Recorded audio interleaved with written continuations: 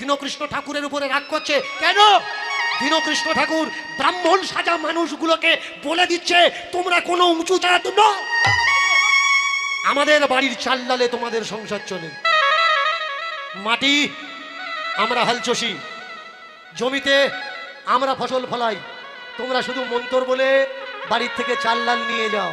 তাহলে তো ভারতের ইংরেজ তাড়াও সংগ্রাম ভারতবর্ষের কোথায় প্রথম শুরু হয়েছে? ব্রাহ্মণ বংশের সন্তান অন্যায় করেছে, ইংরেজরা ধরে ফাঁসি দিয়েছে। ব্রাহ্মণেরা বলল ব্রাহ্মণ যদি অন্যায় করে তাকে মৃত্যুদণ্ড দেওয়া যাবে না, মনু সংহিতা। নমস্কার, আমি নয়ন, আপনারা দেখছেন দ্য লং প্রসেস। কীর্তন জগতের বহু কীর্তনীয় আপনারা দেখেছেন, তার মধ্যে অন্যতম দীনকৃষ্ণ ঠাকুর, যার কীর্তনের আসরে জনসমুদ্র দেখা যায়। এত বিরোধের পর ওনার নামে দিনের পর দিন অপপ্রচার চালিয়ে গেছে, কিন্তু তবু তাকে শোনার জন্য আপনারা দেখুন জনসমুদ্র ঢেউ যেন বয়ে চলেছে। এটা কিভাবে সম্ভব হলো? তার কারণ একটাই, এই দেশের বুকে হাজার হাজার বছর ধরে যে শোষিত নিপীড়িত মানুষদের জ্বালা যন্ত্রণা, এই জ্বালা যন্ত্রণা যাতে দূর হয় তার জন্য ভগবানকে সবসময় ডাকা হয়। আর কাদের দ্বারা ডাকা হয়? না, কিছু থার্ড পার্টি এজেন্ট থাকে, তাদের দ্বারা ডাকা হয়।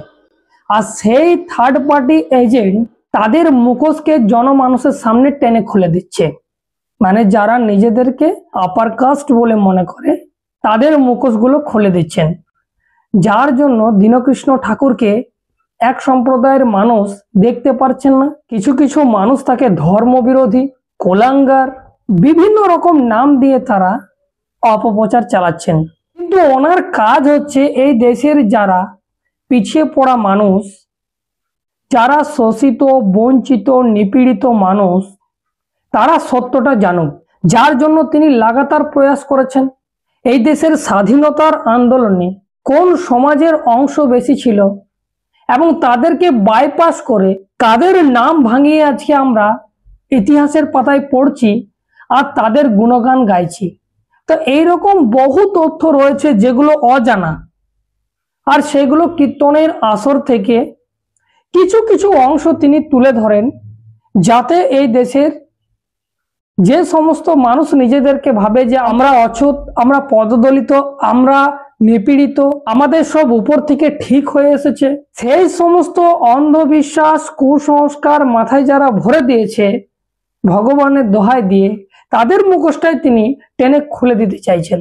সেই রকমই একটা কীর্তন আমি আপনাদের সামনে নিয়ে এসেছি, আপনারা মন দিয়ে শুনুন এবং অবশ্যই আপনারা কমেন্ট করে জানাবেন যে এই কথাগুলোর মধ্যে কতটা সত্য রয়েছে।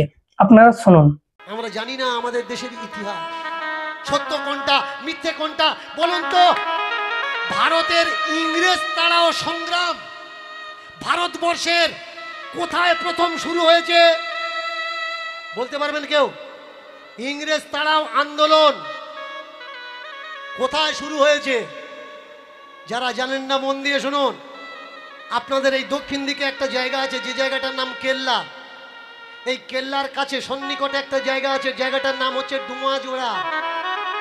এই ডুয়াজোড়াতে সর্বপ্রথম মেয়ে প্রথম প্রতিবাদ করে জমিদারদের সঙ্গে, যে জমির ভাগ, জমির ধান আমরা চাষ করেছি, আমাদের সমান সমান ভাগ চাই। এই যে আন্দোলন, এই আন্দোলনের নাম তেভাগা আন্দোলন। পরে গিয়ে এই দেশে প্রথম ব্রাহ্মণকে ফাঁসি দেওয়া হয়। বলুন তো, 800 বছরের বেশি রাজত্ব করেছে ভারতবর্ষে মুসলমানরা।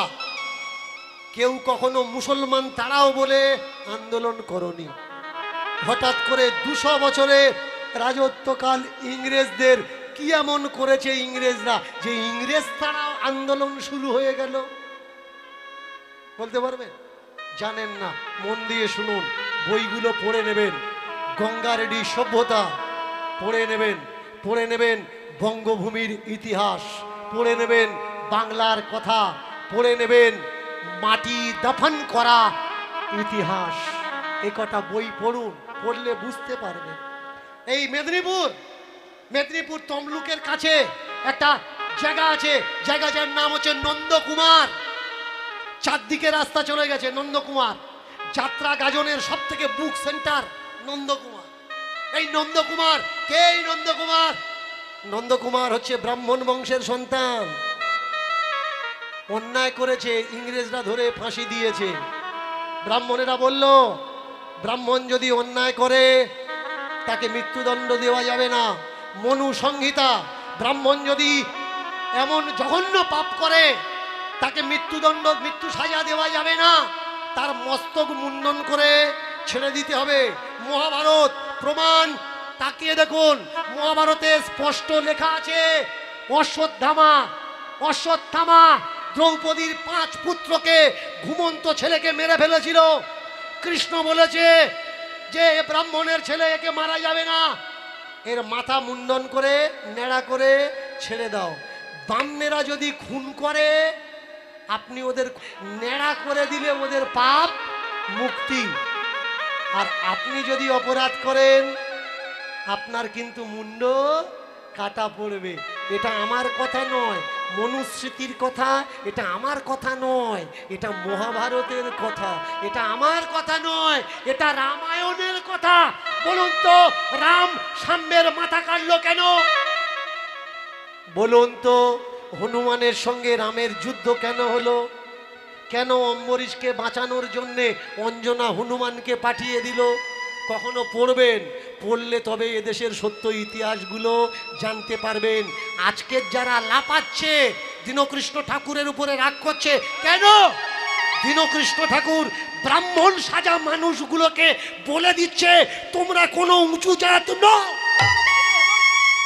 আমাদের বাড়ির চাল ডালে তোমাদের সংসার চলে। মাটি আমরা হাল চষি, জমিতে আমরা ফসল ফলাই, তোমরা শুধু মন্তর বলে বাড়ির থেকে চাল ডাল নিয়ে যাও। তাহলে অন্নদাতা কে হয় বলুন? শাস্ত্র যদি মানেন বলুন, অন্নদাতা কে হয়? অন্নদাতা পিতা হয়। যে অন্ন দান করে, শাস্ত্র বলছে, আমি বলছি না, অন্নদাতা যাজ্ঞবল্ক্য শ্রুতি পড়ে নিন, ব্রহ্মশ্রুতি পড়ে নিন, যে অন্ন দান করে তাকে ভগবান বলা হয়। বলুন তো, অন্ন যে দান করছে মানে আমি তোমাকে অন্ন দান করছি, তাহলে তুমি কে? ভগবান তো আমি ভাই। তাহলে ভগবান নিজ জাত, আর ব্রাহ্মণ কি? ব্রাহ্মণ হচ্ছে উঁচু জাত। ব্রাহ্মণ কোত্থেকে হয়েছে?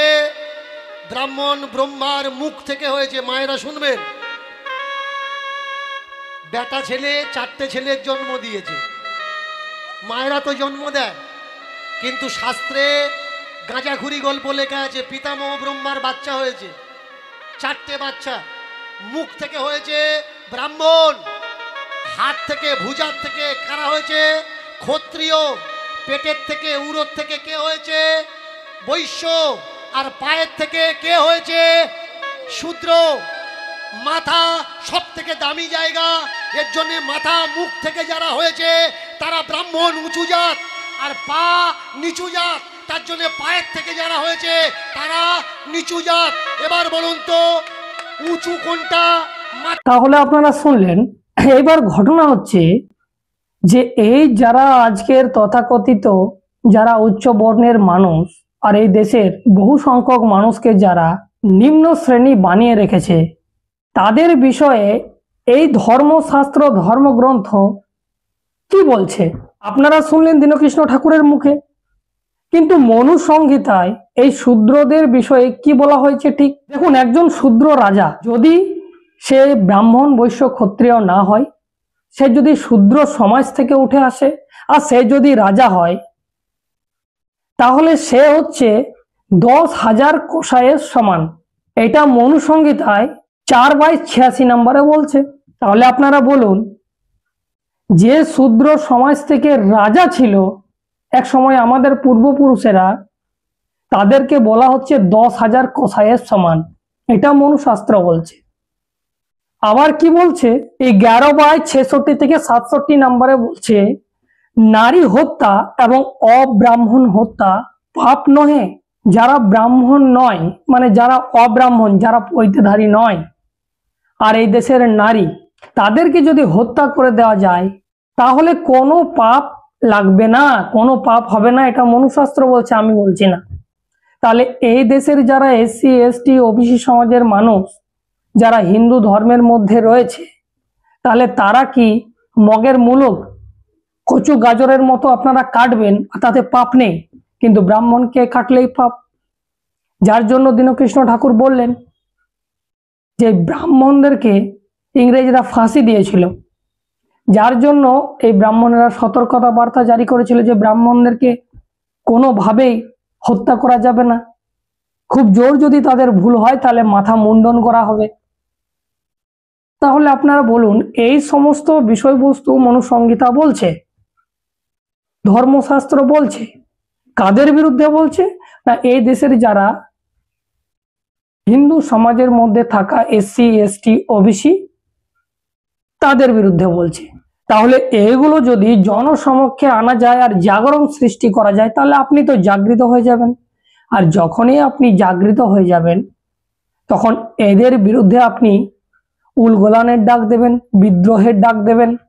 আর এটাই তো এরা চায় না, যার জন্য এই রকম যারা কীর্তনিয়া উঠে এসেছে তাদেরকে পার্সোনালি ভাবে বদনাম করে দাও, তাদের নামে অপপ্রচার ছড়াও, তাদেরকে বলে দাও এরা অন্য ধর্মের, বিভিন্ন রকম ভাবে। এটা ইতিহাস প্রমাণ আছে, এটা আমি আপনি বলছি তাই নয়, এগুলো ইতিহাস প্রমাণ। যারা সত্যকে নিয়ে কথা বলেছে তাদেরকে পার্সোনালি অ্যাটাক করা হয়েছে, তাদেরকে মেরে দেওয়া হয়েছে, নাহলে গায়েব করে দেওয়া হয়েছে। আপনারা জানেন এই বাংলার বুকে নেতাজি সুভাষচন্দ্র বোস, আজও তার পাতা পাতা পাওয়া যায় না কিভাবে তার মৃত্যুর রহস্য। তাহলে যারা এই দেশের ভূমিপুত্র, যারা এই দেশের মাটির মানুষ, তাদেরকে এইভাবে এরা কিন্তু ছোট করে রেখেছে। আর নিজেরা নিজেদেরই আইডেন্টি কার্ড নিয়েছে যে আমরা উচ্চ বর্ণীয় সমাজ, আমরা আপার কাস্টের মানুষ, আর বাকি সব আয়রা গায়রা। তাহলে বলুন, আপনারা কোন কীর্তনিয়াদের কথা শুনবেন?